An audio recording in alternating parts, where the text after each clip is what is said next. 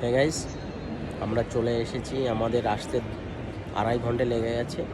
এখন আমাদের যে ফ্লাইটটা ছিল 11:15, ওটা ডিলে হয়ে 2:15-তে হয়ে গেছে।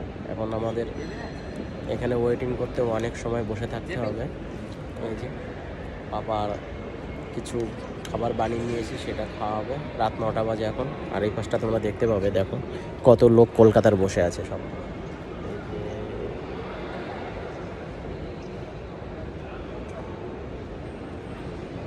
আমাদের ফ্লাইটটা লেট হয়ে গেল, এয়ারপোর্টের ভিতরে আছে এখন। আমরা আমাদের বাড়ি যেতে 5:45 বেজে যাবে। আর ওইখান থেকে আরও 2 ঘন্টা, মানে রাত সকাল 9টা বেজে যাবে। অনেক লেট। কিছু বানিয়ে নিয়ে এসেছিলাম আমরা, তার জন্যে বেঁচে আছি। অনেক লেট। সবসময় তো বাইরে কাজ করি, এখন আমার বাবা বুঝতে পারবে কত কষ্ট বাইরের থেকে আসলে ডিলে হলে।